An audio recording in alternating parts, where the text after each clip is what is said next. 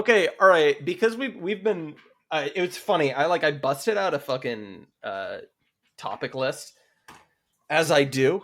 And it's funny because whenever I'm writing out topic lists, I'm like, oh god, like how is this gonna cover it? And then then I have anxiety over that too for content minded. We probably have a very similar preparation. Yeah. And so I do that. And you worry about originality. That's the big thing for me, anyways. What was that? Yeah. You worry about originality, like being, fresh. Yeah, I mean, the best example we talked about it last week was because you have a guest that has a lot of like a huge body of work. You don't want to have like the greatest hits. Like if like I was saying this with Prude, like if I ever get like a bigger person like Morgoth on or whoever, it's like you don't want to go through the greatest hits, but sometimes it's inevitable, right? So yeah, I mean, I don't know. It's one of these things where it's like the super fans that are super into these people are gonna know, and like the person themselves is gonna like maybe not think that you're super cool and interesting, but like I don't know, whatever. Like I'm exposing them to new people. Yeah. I worry less about that because honestly, because I'm just not involved like in Twitter anymore at all. But more just like, is the conversation gonna flow naturally? Yeah. And it's funny because then the autistic rabbit holes ensue, and it's never a problem. This is my huge, long, drawn-out segue into saying we're like sometime into it, and I want to talk to you about AI art because I know that the second I get you running on it, you're just gonna talk for the next week. And I was talking about this with Lamb today for my podcast, but because he's a computer programmer, so but yeah, what did you want to know? I mean, I'm just gonna like. I'm so spent on takes. I gotta warn you though. But takes on this topic or just takes generally? Yeah, because I truly think that it's not going to be okay. But go ahead, ask me away. Ask away, you two. Okay. Yeah, we'll see. I'm gonna be a bad interviewer here, and I'm gonna give my opinion, and then I'm gonna like. That'd probably be better, so then I could probably. Yeah, I'm gonna give a little taste of my opinion, and then I'm gonna give my take on why I want to hear from you on it. Which is Just the tip. I don't know ultimately what the. What's your opinion on the blowjob question? On the blowjob question? So if your fiance doesn't give you some booyobs, then you're a cuck, mamzer, beta male. I'm just putting SLAV on the spot, you. Bro. No. I'll give an answer to this question. I'm not the kind of. Because I said this, it's juvenile bullshit. Like I had this tweet that semi blew up under lock because I wanted to boost engagement. Where I'm like, the E-Rate used to talk about like R versus K selection, Baron Evola, subterranean underground elite bloodline armies. Now we talk about dating advice and blowjobs and bullshit and like men versus women. It's like, please talk about anything else besides fucking. Gio, it's because it's not an election year. Yeah, that's why. So no, I mean, I'm gonna actually answer it, and you can think I'm dumb. You don't have to. I know I'm gonna answer it. Stupid. I'm not the kind of guy. I know it's stupid. That's why I like it. I'm not the kind of guy who's gonna like make these really just pointed and public proclamations, right? And just be like, you're a fucking beta male if you're Jesse Lee Peters beta male if your wife isn't doing this. But I mean, that's like beta male. But but behind closed doors in private conversations, I mean, it's a little embarrassing. Yeah, I mean, it's a little embarrassing. Let's chat with the ladies for a minute. So what are you doing? I mean, repay the favor a little bit. That's all. Show some love. You know what the realist take on I shouldn't say this because he did this behind the preferred circle thing, the circle tweets. Was Jorge of the West? No. Oh yeah, you remember him. What was his at? He had the realist take. He goes, blowjobs are disgusting, but I like giving women head. So I was like, nobody's gonna make that take. Dude, that's a public utility take right there. Yeah, that's a pretty patrician take though. No, dude, I respect that shit. I respect that shit. Yeah, I mean I think that's a bummer. I think you don't have to do anything. You just the idea. I want to make women feel good. the idea that it's like literally sodomy is just what, dude. It's just one of these cases where like, dude, like I went to fucking mass today, dude. Yeah. Like I think that I am happy with my spiritual life. And one thing that is worth, and people can fucking, give me a hard time about this, but like there is wisdom in understanding the difference between the letter of the rule and the spirit of the rule. Mhm. And that's not something that true. I necessarily want to say to like the Western religious population, No. because they don't usually need to be reminded of this because they're pretty casual. But like in cases like this, it's just kind of one of these things of like, dude, like I'm not gonna stop fucking my fiance because Right. we're not married yet. Like that's not that's not. If Yeah. blowjobs are gonna send me to hell, bro, that's between me and God. You know what I mean? We'll work that out. That's not about anyone else to tell me what to do or anything like that. People should fuck however they want to fuck if they're in a marriage or if they're in a loving relationship. I firmly believe in that. Yeah, I think like marriage, it's more clear. Like if your wife is giving you a blowy, I don't see a problem with it. 100%. Like I just don't like. I understand like the interpretation of like it's not generally leading to procreation, and that it is kind of like a one-way thing, but not really, because then you have like women saying, or like, well, that like they don't like derive pleasure out of it, but it's still like they derive some form of pleasure out of it. Yes, not really, maybe not, but I don't, not that I would know, but you know what I mean. Like Ayn Rand loved giving blowjobs. I mean, you're making your you know sexual this? partner feel good, and like if that's like completely wrong, that's fucked. So I mean, I'm saying like the kind of like acceleration that goes into like just relations between the sexes, like in a general sense, like a universally speaking, that comes from fucking birth control and just like more individualistic, liberated views on sexuality. Like those have things in place in Christian moral practices that Yeah. are fixes to the problems we have now, right? And I'm gonna be the asshole to say, like, I literally, that isn't fucking lost on me. I like understand that. I don't need to live by the ritual of like like waiting until me and my fiance are married to start having sex, because I fucking get it. And like it's, and I'm literally saying like I'm a special case here because I think that these moral teachings are like good at scale for people. Like people need to be told what the fuck to do morally, Yeah, right? obviously. And I'm the asshole making the case of like, no, I already understand. I don't need to fucking do it. And like I understand the point they're making that it's sodomy, but like I'm not the fucking person that needs to be fucking told of the negative outcomes of sodomy. right. I'm not going to stop receiving blowjobs. Bro, Go I fuck like to yourself. think that like if Jesus was my homeboy and I had a wife that was holding out, he'd come and nudge her a little bit, give her a little elbow to the side, just like, hey, Oh my don't hold God. out on your boy. I'm making 'Cause the that sign would of the make our cross, right? relationship better. No, I'm telling you as a fact, it would make our relationship better and strengthen our relationship and strengthen our union before the Lord. And so because of that, like, what's wrong with that?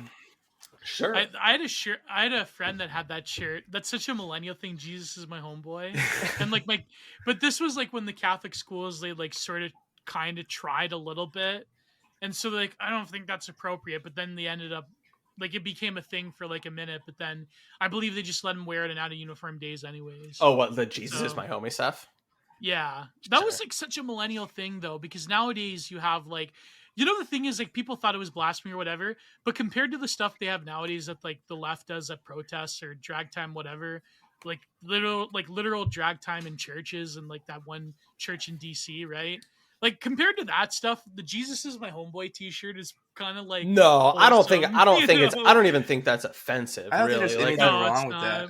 I don't think No, that I don't think it's there's not anything wrong wrong with it. It's just I think it's corny. Yeah, it's like corny. Yeah, it's now in hindsight, it's corny. It's yeah, corny. totally. Honestly, like especially with Catholics, like I'm happy to just see them do anything that has to do with just like Well, acknowledging that maybe young people need to be sold on this. Yeah. Yeah, and like yeah. and Like that one especially fake because rap any song, what was that? like that one, like it was clearly fake though. They proved like Justin Wang proved it was fake. The rap song "Jesus is my N-word." Oh yeah, Oh yeah, my yeah, God. yeah, Yeah, That's pretty bad though. That's like Well, that was like a little fucking like podunk Protestant like TV broadcast thing, dude. Like that's not. If that was Geo, let's be honest. If that was Catholic, you know that would have been on like Spanish language television, and it would have been complete, and it would have been completely real. Latina racism against blacks. Oh man, but the blowjob thing, it's like the way I see it, like most sexuality nowadays is thoroughly like sterile, like, you know, in terms of the fact that we're obsessed with it, but yet we have the less like that was another discourse that came out of it like the other day when people were talking about this crap, was like, oh, if you're an incel, you have no right to talk about sex. And it's like, okay, fine, but don't, just because you haven't had it doesn't mean like it doesn't have a social barrier. Well, it's literally defining your entire identity if you're being referred to as an incel, and if you identify as an incel, the sex or the... This is why I identify as a true cell, but that's you know, no, but I know what you mean. I feel like no, but the thing is though, most expressions of sexuality nowadays have a form of sterility to them, whether it's like cam girls or OnlyFans or whether it's even pornography itself. It's not like, I mean, like I was saying, like I said this to Nama Cates on the Incel podcast. I'm like, yes, there is like a difference between, say, like you have a husband and wife that film themselves fucking and like they posted on X Hamster. Like that's obviously different than like the porn industry. Not to say that I'm... Yeah, I mean, that's still bad. Yeah, but fundamentally. Yeah. But it's not like, it's not the same degree as like the pornification of all reality. Oh, no. Because another thing too is like porn back in the day was seen as like, I remember growing up, like being a core millennial, you know, it seems that like porn was at the center of like more like edgelord, like usually like white young male culture. Yes. Like you had like porn. Yeah. Like you had like porn. It was like very much like the grainy video footage of like Sasha Grey or whatever, because like you had like porn stars that were in the video game awards. You had porn stars in pro wrestling. You had porn stars in metal music. Like it was very much like, it was seen as like edgy and underground, the way that metal was. Well, or even think about like the more mainstreamed versions of it, where like it's not like these aren't like models showing up in like hardcore porn, but like Pamela Anderson and Carmen Electra. Yeah, they like, had a ties to the industry. There's like it's like a whole like snapshot of like early 2000s culture to see just 100%. Like some little like blonde boy who looks like he's in like a Nickelodeon show or something, like run up and like pose for a picture with like Pamela Anderson at some convention, and it's like and the dad takes the picture and he's like, my son's gonna fuck women someday. Hell yeah. And like the Hooters thing was that was another thing too, because the leftoids, they were like, well, if you take your son to Hooters, that's the real grooming, not like drag time story hour. Right.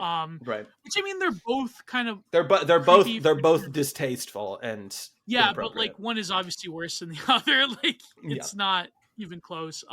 But I do like, not that I think like taking your kids to Hooters is stupid, obviously, but no, but what I mean is like, as time goes on, as porn becomes more mainstream, then it switches from like the largely like white heartland chuds to like becoming like progressive and Redditified and like soy beard. The weird mix of like soy beard and like Reddit soy jack and like affirmative women progressive culture. Then porn becomes this like mainstream shibboleth that is now seen as like normal and mainstream, and like, you know, Twitch streamers that do porn. Well, dude, the thing that sucks now is like no longer porn is no longer edgy. Is my point. Well, no. This is the worst thing about it, right? It used to be like subversive seeming, right? It was this kind of like counterculture. Well, I think about fucking the movie Boogie Nights, right? Yeah. Like I love Boogie Nights is a great film, and it's like the 70s culture. Like these people are kind of like marginal, right? And it was the real excess of the 60s. It was like when things went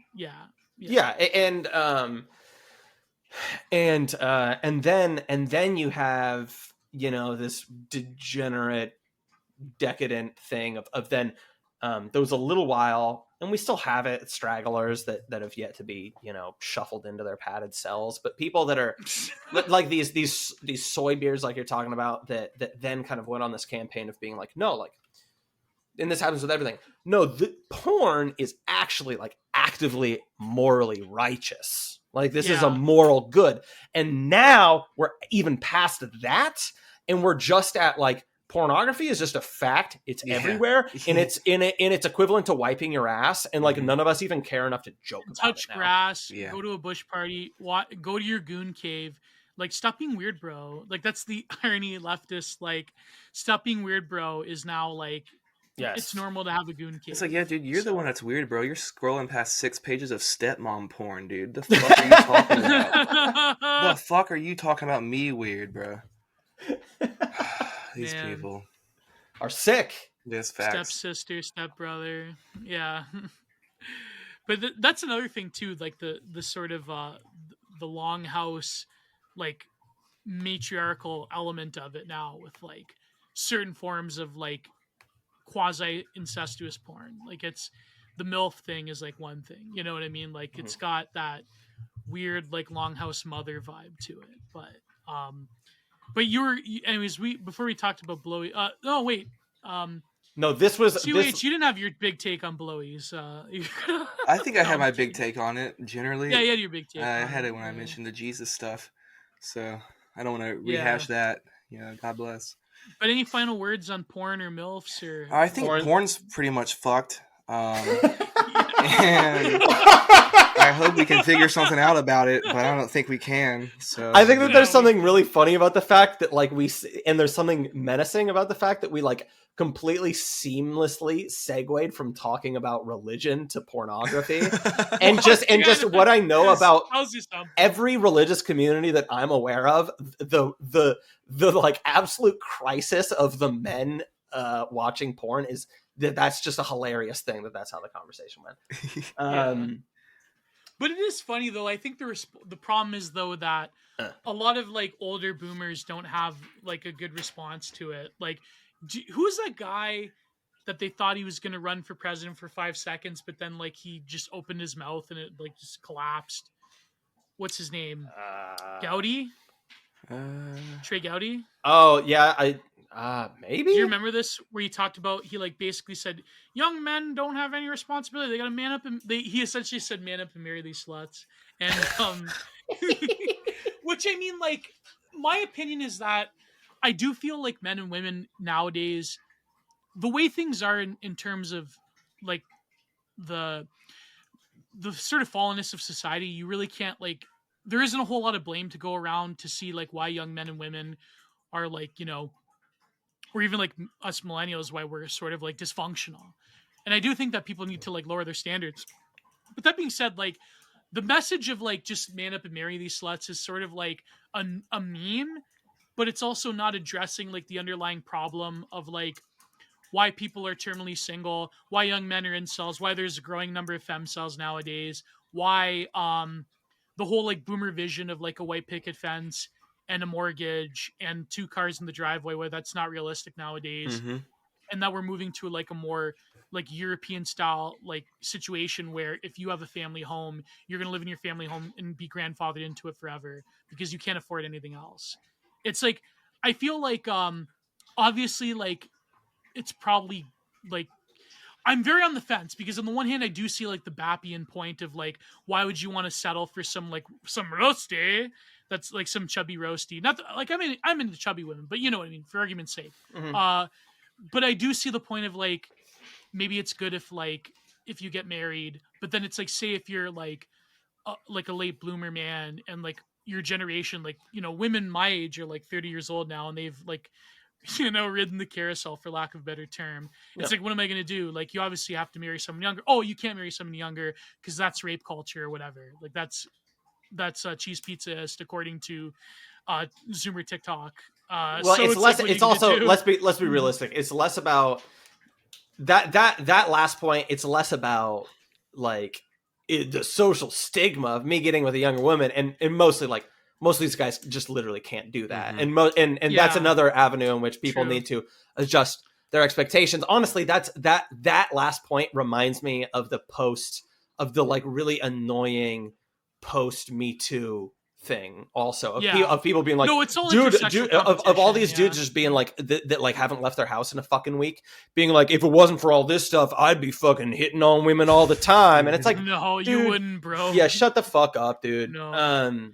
Yeah, I mean realistically, if I want a family, I'd obviously have to be with a younger woman now. But that being said, like I don't prefer, like I don't seek it out. Like it's just a reality. It's not like not a terribly younger woman, but like I don't know. I'm kind of into women who are a bit older than me, but. Never mind. I'm telling myself right now. All those MILFs hit up Geo ASAP. Yeah, man. If tabling children, I'd be set for life. Putting Geo's sexual preferences aside for a second. Yeah, I mean, I think. No, the discourse around the wall is stupid. Go ahead. I think. Oh, sorry. No, I'm busting your balls. Seriously.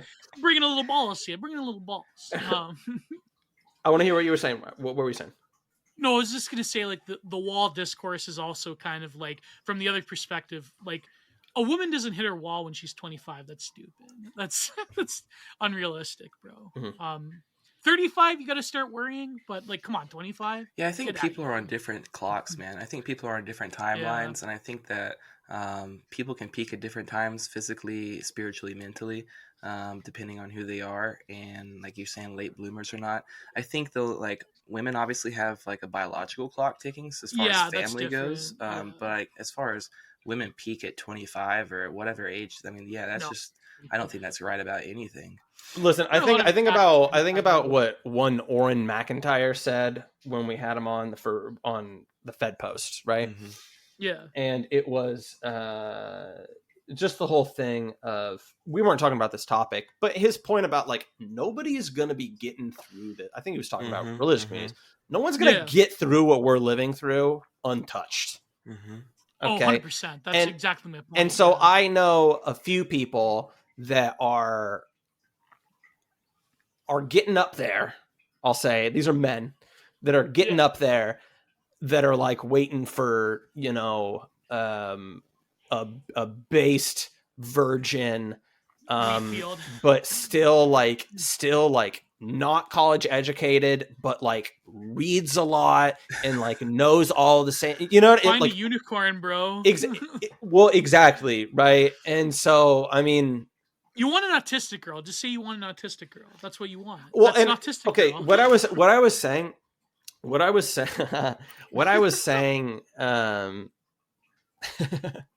all love our autists, folks. We all love our female autists. I'm like, well, I'm not going to say anything. The point. Wait, does your fiance have autism? I didn't say anything. He slaps in hot water tonight, bro. Sleeping in a doghouse. No. So, no. The point I was making, or the point we were making earlier about the point I was making earlier, just about like knowing the fucking spirit of a rule and the social outcomes that it can be kind of like designed around. Whoa, is he robot? Yo, Slav, your audio sounds crazy to me right now. I thought maybe it was just me. Dude, I totally lost my fucking train of thought though there. Oh, no. Okay, no. There are very clear reasons why sexual promiscuity is not something you want with regards to just like outcomes, right? The consequences of it. There's a pretty fucking common sense balance between searching for a sexual, like a romantic and sexual partner, and being able to go, all right, well, like, you know, maybe I'm not going to find the unicorn like we're talking about. Balancing the fact that you're not looking for like a fucking princess with like a 0 body count, literal, and like, and who just woman, like Encino woman who just like was thawed out the second you met her, and settling for somebody who like literally has dysfunction from the shit you're worried about. Yeah. It's not really hard to fucking tell the difference. It really isn't. That every woman has a few bodies. That's just the truth. It's the fact. That's it. Well, but again, I'm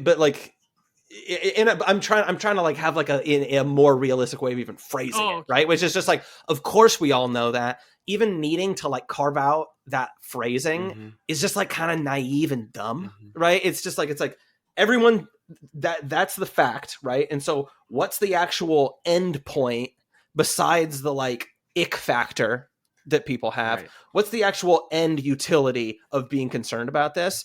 And just fucking prioritize that when you're looking at people. And it's really fucking easy to tell.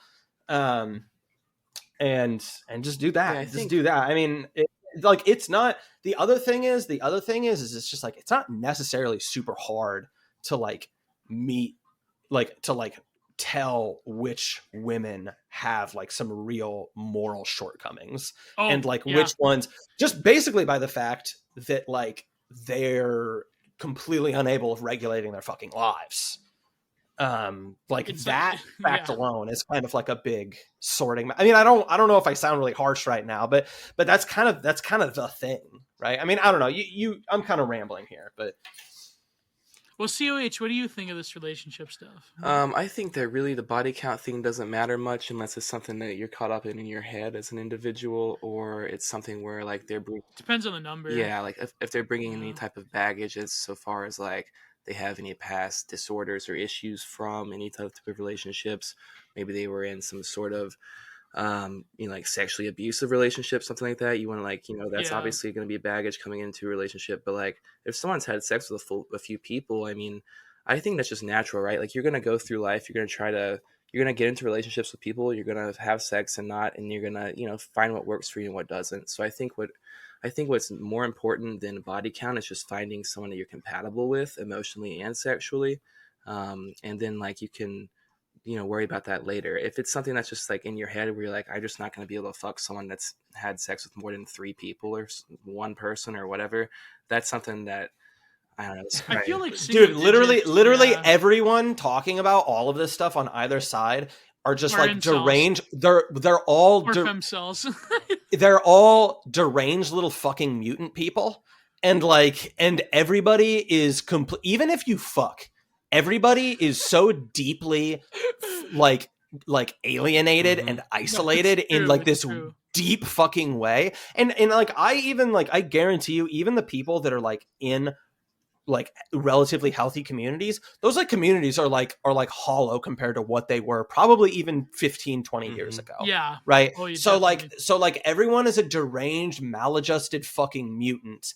And like you can like create something good in the world that takes you out of that. And what that is building a family. And like it takes effort and it takes intention. It's as simple as that. We have to increase the fuck rate. So it's right. No, and none of these people are fucking. None of these people are fucking. Well, you don't think Meg Gold gets pussy? I don't think any of these people get pussy.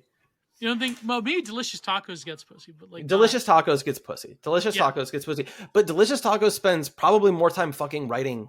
But he agonizes over getting pussy, though. That's his writing comes from agonizing over the fact that he gets pussy.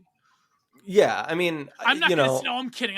I have a more favorable view of Delicious Tacos, but yeah, I don't have any problem with them. I would love to have him on sometime, so I'm not gonna say a lot. But no, me too. I'm not gonna talk shit, but I mean, no, but I feel like even he would admit this, that in his writing, it's more of the agony of not finding the one and having a family and wanting to be of that life, but then consigning yourself to sort of hedonic excess out of an own inner compulsion. Like I've read enough Delicious Tacos to know, like, I get the vibe. I pick it up. You know what I mean? Well, like the way that we just talk about sex is like this weird fucking. It's like California lifestyle syndrome mixed with corporate main character syndrome.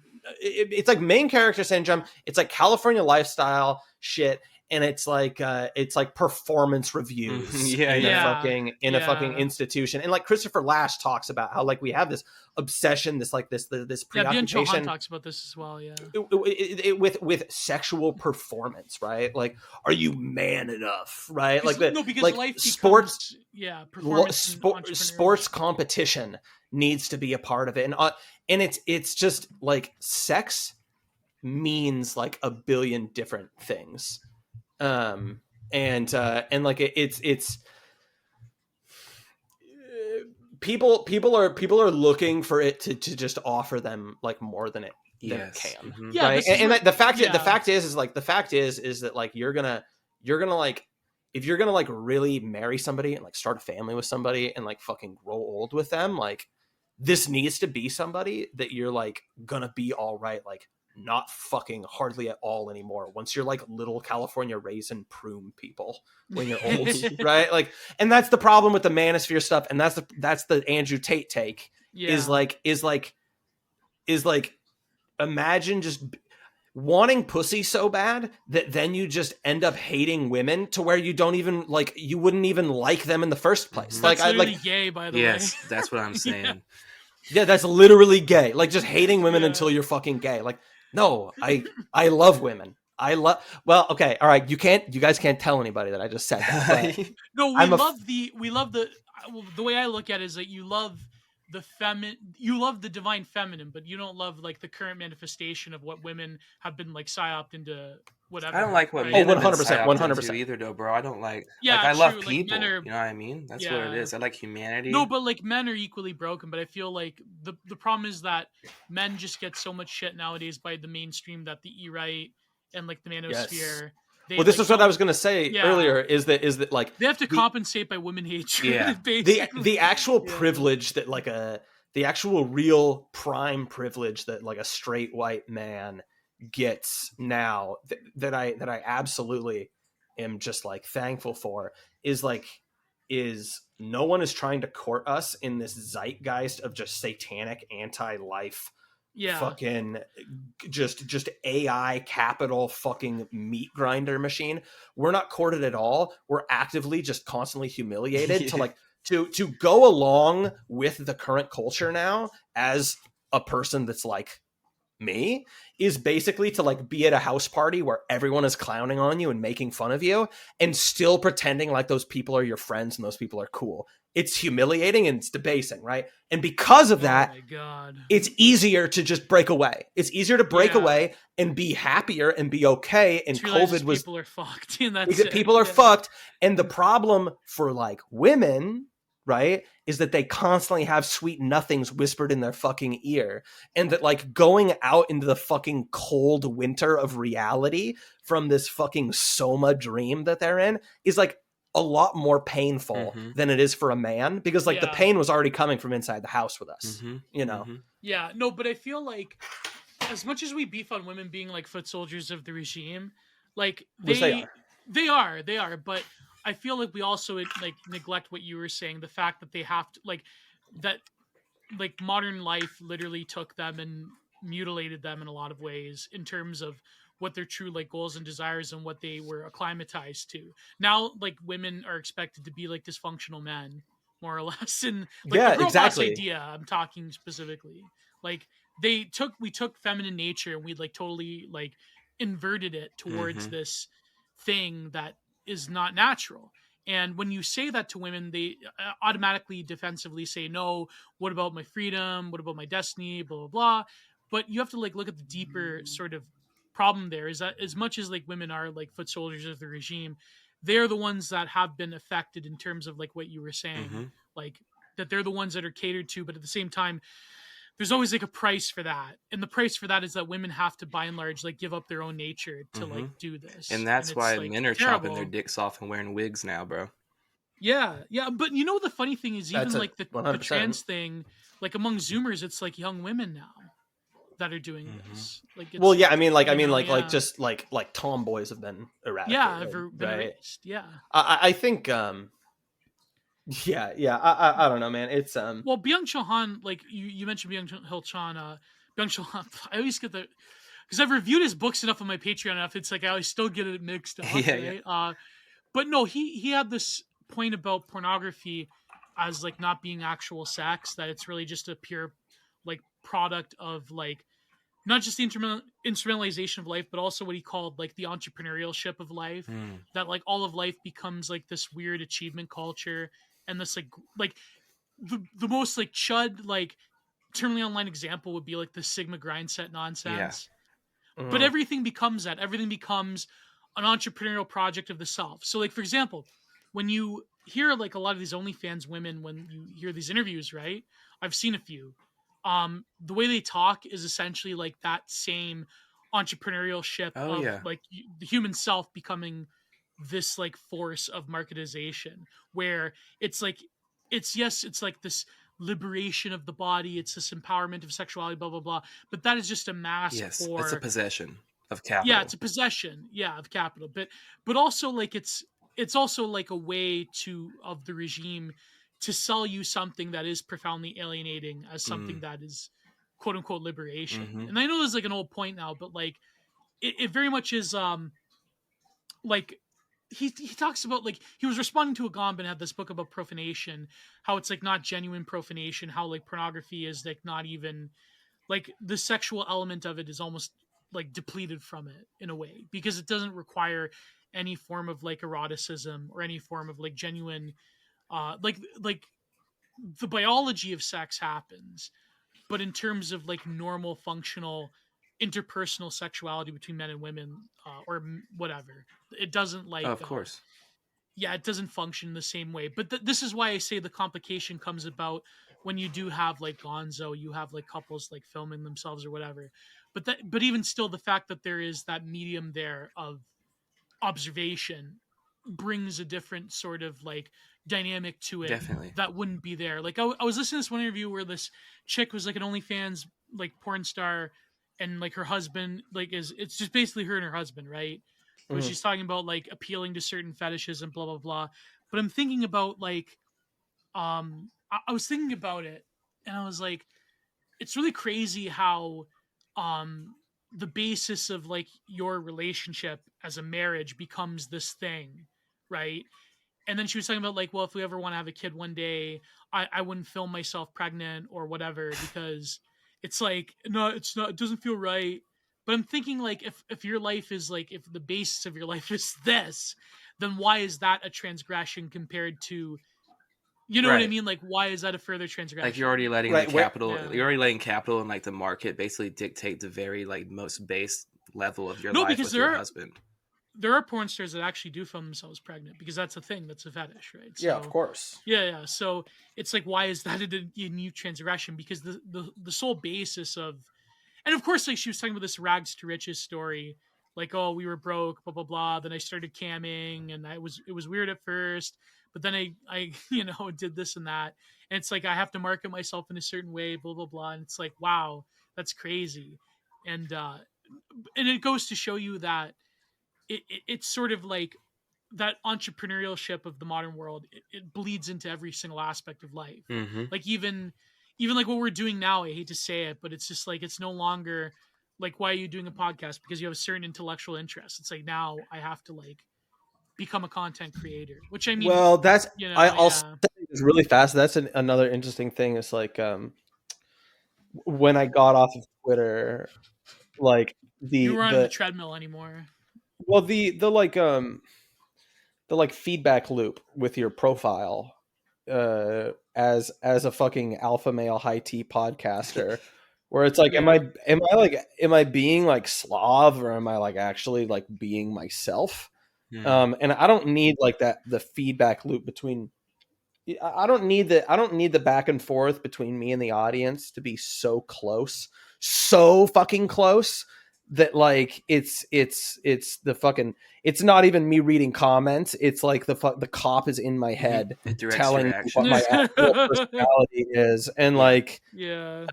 because that shit gets vicious, Mhm. and like and it will be the kind of thing of like, oh dude, I had like you had a cringe take on Andrew Tate and Greta Thunberg, like what, right? And you actually, the best take was when I did that Telegram post about the right choosing between their racism and their misogyny. Prude responded to me by like saying that, you know what, both these people are bastards, but for different reasons. So it's like, yeah, no, it's two retards fighting. It's just two of my least favorite people.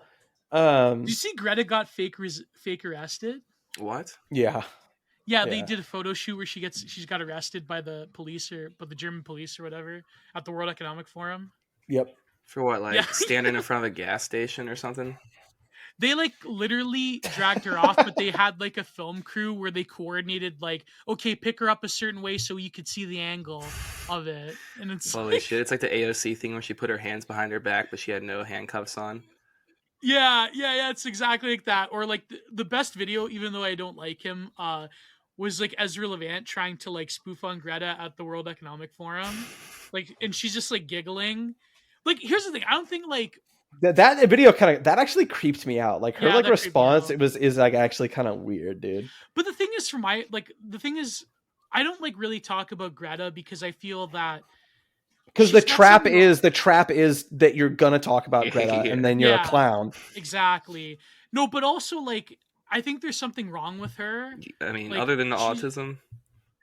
Yeah, no, but like she's 19 years old and she looks kind of weird. I feel like she's just a puppet though. Like that's why I don't talk about her. Definitely. That's why I'm not. I'm not harsh on her because it's literally just her parents forcing her Yeah. to do this. Yeah. I mean, it's like being a child actor or something. Like, it's your parents take you there, you Yeah. get to audition, and then next thing you know, I you're can't 18. believe Corey Feldman had that shitty performance. Yeah. You're gonna blame them, Yeah. Corey Feldman's probably getting. No, never. I'm not gonna say. Oh no. Oh no. We'll just say there's nothing you can do to hurt Corey Feldman. Exactly. No, that was like the song from Necro about beefing on Michael Jackson, where one of the lines was Casey Kasem and Corey Feldman. Never mind. It's like I'm not gonna describe Necro lyrics. Yeah, we don't know that. That's what made me that's like literally listening to that song when I was 14 years old convinced me that Michael Jackson was guilty. But now it's like, what's funny is that like back in like 10 years ago, everyone was like, yeah, Michael Jackson was a cheese pizzaist. He did it. But now it's like you will get viciously canceled if you say that Michael Jackson was a pede in public nowadays. It's like, Really, that's really? how far. I haven't encountered that at all. I am kind of a Jackson truther myself, actually. Really? Are you? And Yeah, so me too. a little bit. Well, actually, to be honest, Howling Mutant kind of turned Dude, me. see, that's the only on this. time I've ever had someone really honestly like try to tell me that he wasn't a pedo. Because like what Gio's saying now, I've never encountered that. Everyone I've No, been and that's what I'm around- saying is No, I think he I've is a talked to pedo. people about it, and people get like mad if you say like, nah, man. I mean, maybe it doesn't help that I'm like No, people I get think that mad he now was if you say I think he's he a was pedo. counter framed. Yeah. I think he was framed by other competing pedos. Maybe. Yeah. Yeah, No, I don't think know, Jackson, I don't think he was like a conscious pedo. I just think that the reason he was creepy with kids is because he had something.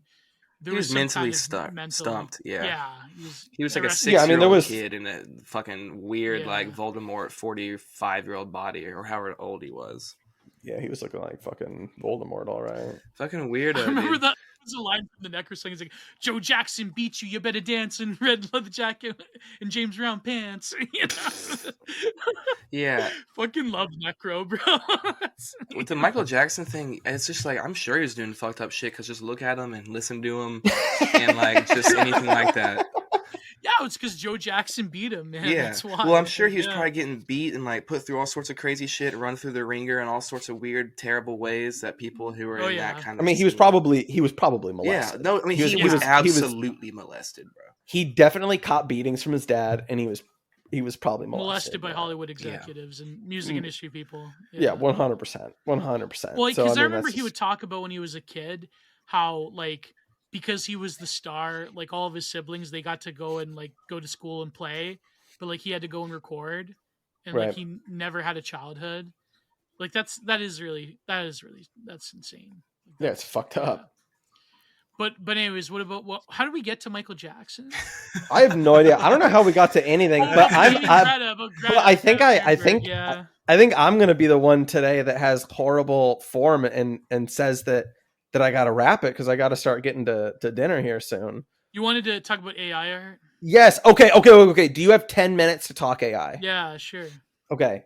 I gotta go eat soon, but yeah, 10 minutes. Yeah. Even more. I don't care. I don't put limits on things. Well, let's. I gotta cut off at 4:30 now. I'm just thinking my time. about the Billie Jean Necro song. Oh my god! All right, we're doing a hard segue away from Billie Jean Necro song. You know what the opening of the song was? It was Michael's a faggot, a pedophile pervert who gets murdered in jail with a shank inserted. Blood squirts out his nervous system. Then the one line was plastic surgery. What has it done to me? Where the shank is inserted. I can't, because that was the thing where you went to that prison. And he said there was like feces all over the place, and they just like threw him in there. Like You remember this? This is like deep Michael Jackson lore back in like the 2000s. No, not at all, dude. Yeah, Michael they like Jackson's abused him in prison. lore. Yeah. He's like, it was smeared with feces everywhere, and they threw me, and they almost broke my jaw. Like it was not good for Michael Jackson when they threw him in prison. So like the Chud police officers just like, oh, this is Michael. All right. What are you gonna do, monkey boy? Was you a monkey now? I'm gonna fucking kill you, Gio. All right, we're gonna talk about this.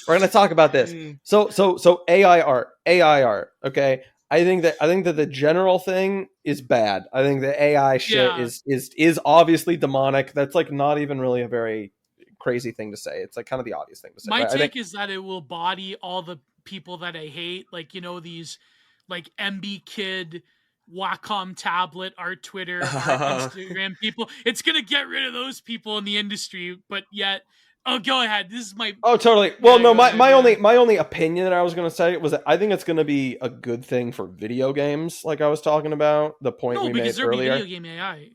Yeah, and because there's a lot of like just dumb, repetitive, dumb workflow stuff that goes into big video games now like if you could actually just get a human team to focus on like writing and like the shit that needs to be handcrafted, like you can just generate big open worlds and shit and like not have to have people working on that.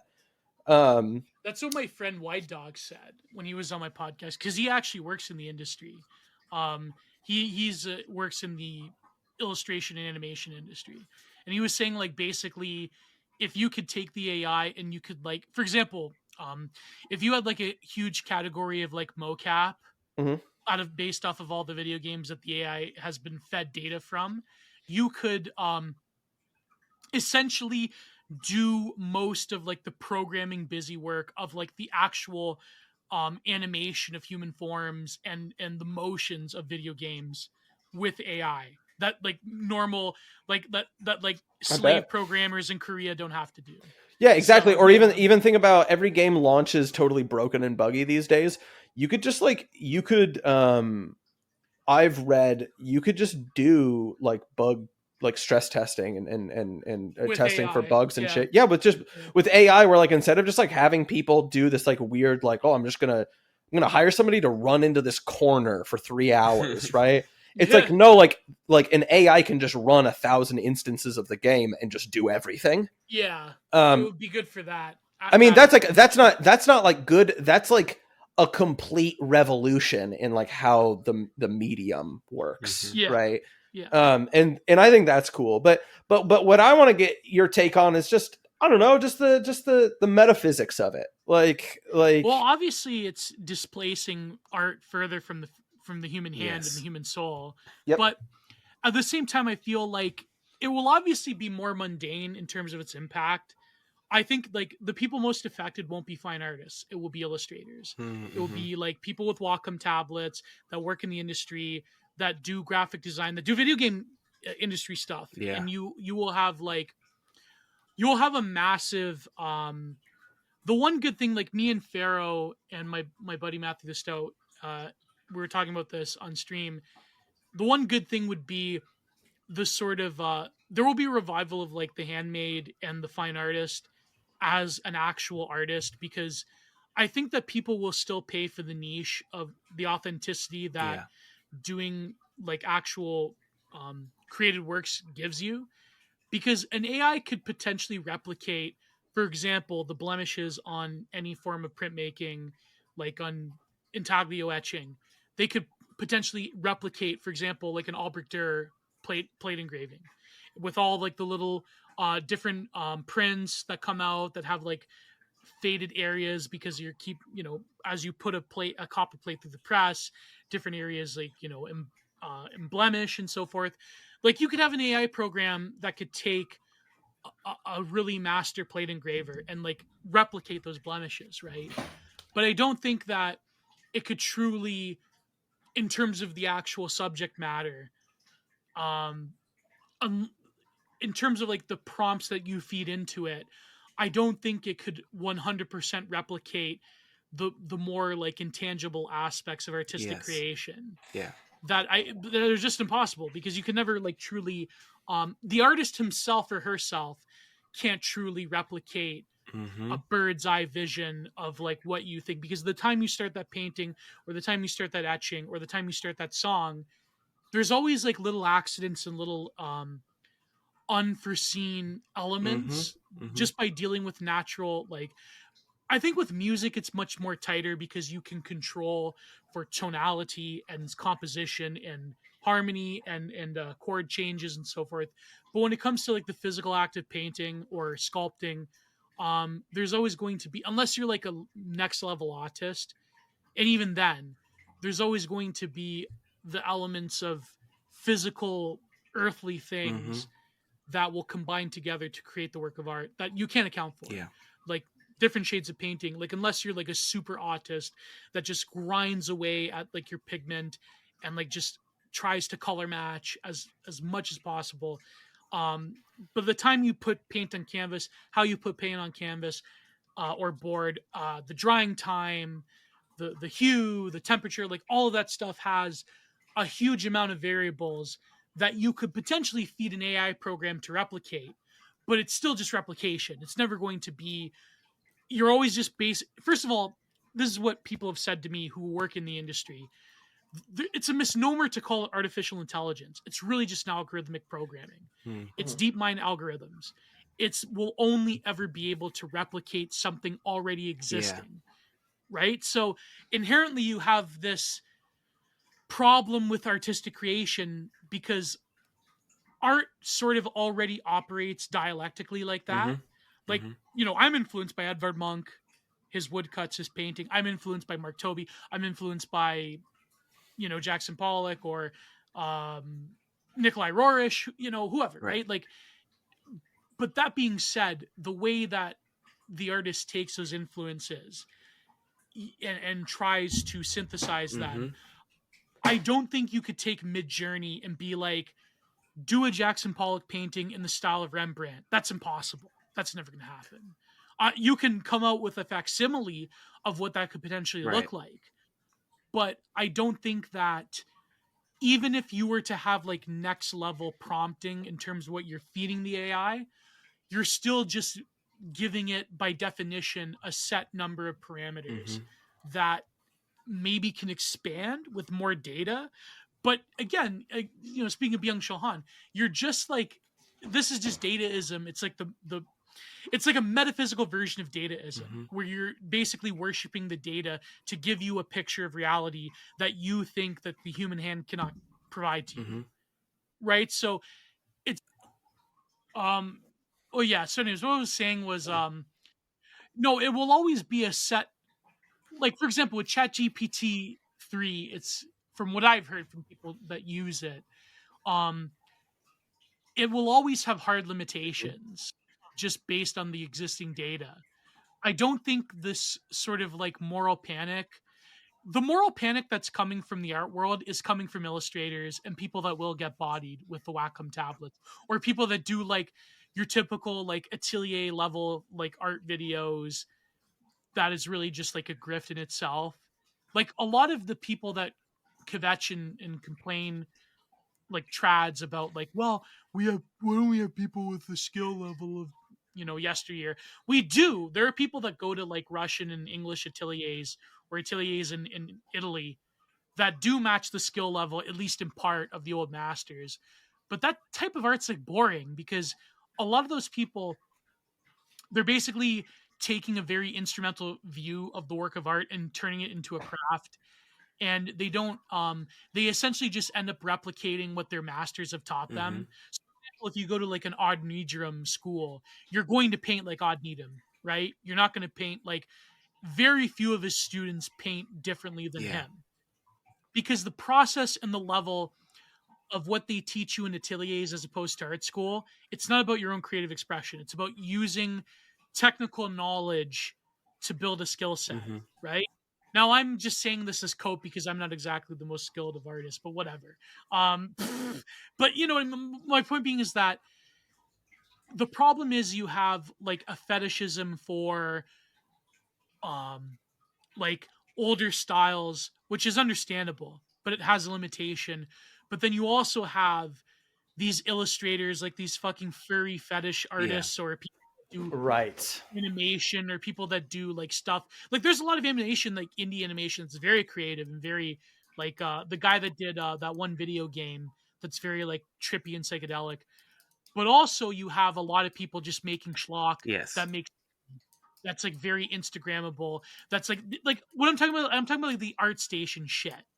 That type of stuff is not going to Yeah. live. AI is going to murder art station illustrators.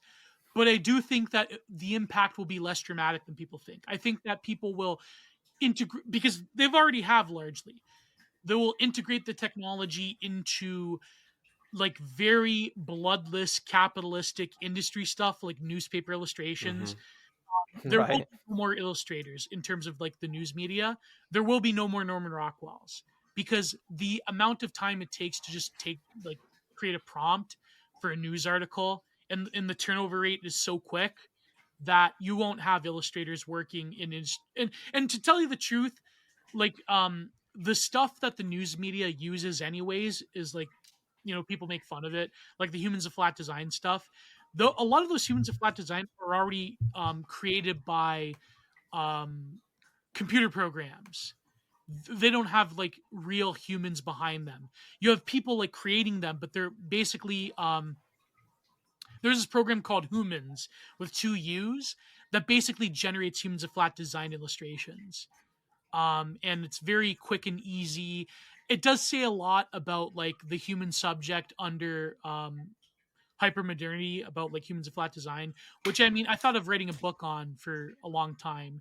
But that being said, I feel that the panic over AI art is in one sense correct, but also misplaced, because the people that are doing the panicking, they're not really, they're the people that have the aesthetic interest of most people.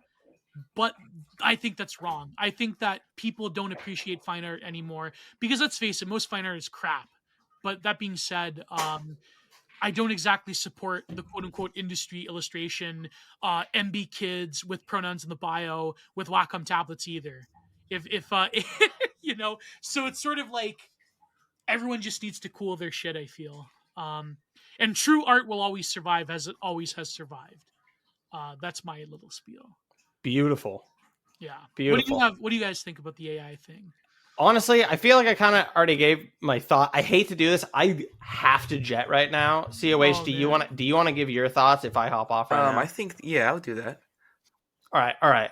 Gio, it's been an absolute pleasure. It's been real, bro. All right. Talk to you next. And then I'll just quickly just sum up there, Gio. I think that was all very present. I think that you're right that real art. I'm not worried about like AI art overtaking art. Like I think art is a pure expression of humanity.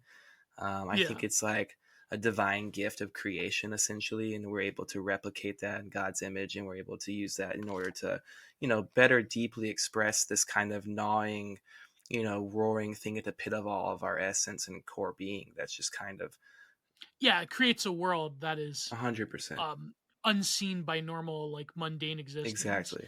And I think that AI is not going to be able to do that in a meaningful way.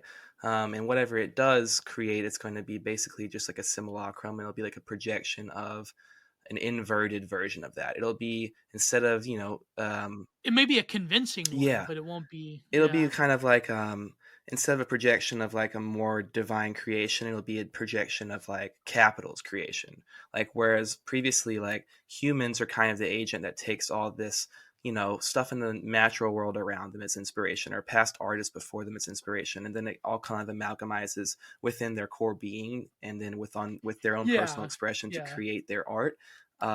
Now taking the human out of that and just having the AI do that, you're letting capital basically do that. It's projecting all of it itself. And so I think that is troublesome in the sense that, like, I think it's a bad sign for where we're at as like a people, where we're willing to just be like, oh, this is art, like to call it art, and to be like, this is what it looks pretty. It's good. It negates the human aspect of it, which I mean is an obvious critique with it. But I think what you're saying about like real art will never die off, I don't think it will, because I think that it's truth. I think real art is truth, and I think that it's always going to be there. even if we turn I our think the backs. people, yeah, exactly. And I think the people that are threatened by AI are the people that look at what they're doing in a lot of like animation and graphic design Graphic industries. design for sure, yeah. Yeah, and they're like, wow, if an AI program is basically doing what I'm doing, this is terrible. Mm-hmm. Which really calls into question the purpose of art and the role of the work of art in the modern Oh world. yeah. Because like most people, like their aesthetic, the most art that they consume is basically like mercenary. It's, you know, very much a product of like illustration and graphic design and marketing Mm-hmm. products and like, you know, commercials. Like even commercials can sell you. I know this is like a old Zizekian, you know, liberation Sniff is sniff. present in the product. You know? But do you remember the fucking yogurt solar punk commercial? Ah, fuck. I don't think so. Let me Google this real It quick. was the yogurt company. What's that like high end yogurt company? They're pretty good, but like it's still you know what I'm talking about. What's it called? Oh, Chobaya yeah, Vibe. yeah. Uh-huh. It was a solar punk future commercial where there's no environmental problems, there's no white men whatsoever, and it's basically like mama matriarchy solar What punk. the Look up. fuck? You've never seen No, that? no, Okay, no. so you guys are on Twitter. That's why you haven't seen this. But like basically, Twitter Chobani, freaked eat out. today, feed Chobani, tomorrow. Oh, dude, yeah, I'm seeing this. Holy fuck! it's the most Reddit fucking thing you've ever seen in your It's like a life. Sound of Music kind of like illustration. Dude, Yeah, what the fuck am yeah. I looking at? This is nuts. Notice how there's no white men. Yeah. Like, yeah, Oh yeah. man. There's no men in general except for old men or like little boys. There's no But men. that Like there's all that could have been created by AI for sure. no. It could have. Yeah, I'm 100%. Like that's my point. Like the things that are spiritually dead. Well, it's kind of like when Christ said, "Let the dead bury the dead." AI will literally just like let the Yeah. spiritually dead artwork bury the Yeah, dead. yeah. Like that's will be like it, and that's like the only positive thing to come out of it. The negative things will of course be that real genuine artistic creation will be harder to do, Yeah.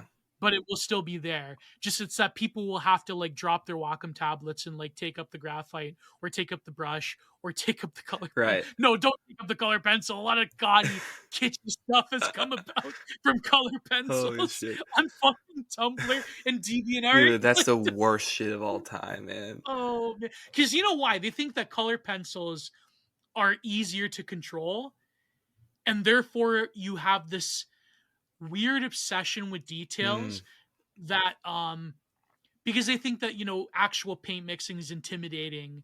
So a lot of these like art hoes, they'll take color pencils because color it still gives you color, but it gives you the control of right. drawing. But it never works out that way because color pencils must be treated like they are painting Mm-hmm. to really make them work. work. Yeah, yeah. So it's like these fucking art hoes on DeviantArt or Tumblr or Instagram. They draw these like very like focused on the detail type of like things. Mm. They're always like the kitschy like post Art Nouveau anime. Yeah, I was about to say It's like a weird mix of like Disney some anime and Art cartoon Nouveau. character fucking shit always, yeah. Yeah, It's like Piglet or something always, dude. but it's like a sexy Yeah. like anime type of version of it. Like real anime manga drawing people, like real manga artists don't do that. No. Have a very they have a different, like a lot of them were trained classically too. Like for example, who is the guy Kuntaro, was that his name, that did Berserk? Yeah. He did, like he was trained in a Western art atelier. Like he was influenced by Albrecht Dürer, and you could very see in the early comics of Berserk, you can easily see it in a lot of his architecture that he's drawing. Like it's very influenced by like the woodcuts Mm-hmm. and the plate engravings of Dürer. So like manga artists, they have a totally different approach to it in I mean, dude, some Japan. of these fucking Yeah, Berserk stills I'm seeing right now are fucking crazy, man. I just yeah, Googled it. I looked they're it up. insane. Yeah. Man. But the problem is when like a lot of like these art school like or like illustration people, when they like cargo call that style, Mm-hmm. it's never good because you're not getting like a lot of my problem I have with a lot of like young people that get into art, they basically just draw like their favorite cartoon or anime characters, Mhm. and you're not really getting the necessary steps that a lot of these artists do Definitely. in the industry. It's like learning Yeah, like music and just picking up a guitar and like going and finding some tabs to your favorite songs rather than like learning exactly. theory. Yeah, exactly. Because these artists, they know how to they know the basic sense of like how to draw the human form, Mhm. but to know that means you have the ability to abstract it convincingly Yes. the way you have to do with a cartoon character, right? Mhm. So when you're like a kid and you're like just drawing your favorite cartoon character, and you're not drawing from real life, or you're not drawing from the sort of base, and I'm pretty terrible with like doing exercises like trying to like draw the human body and muscle structures, but you still have to have a bit of an understanding Yeah. of that. I'm not like as autistic as people are, but like it is kind of interesting how a lot of the culture industry sort of like gears people towards thinking that they themselves can now be what they like sort of enjoy. Yeah. And so the problem with that enjoyment culture is that the Wacom tablet, the sort of like digital art, a lot of it is just like the replication of the same, Mhm. Mhm. and it's not like the true commitment of, okay, what did artists in the past, or even artists in the very recent past, what are the decisions that they made, Yeah. what are the influence they have? Like it's very much art like our Twitter is like a cesspool, Mhm. not just because all of them are like these leftist art hoes, but it's a cesspool because a lot of it is this like replication of a very specific kitschy illustrative style Mhm. that doesn't have within itself, I would call, the essence of what an actual artist must go through Right. in order to arrive at The like, process. yeah, the process of like stating what is true and what is Mhm. beautiful.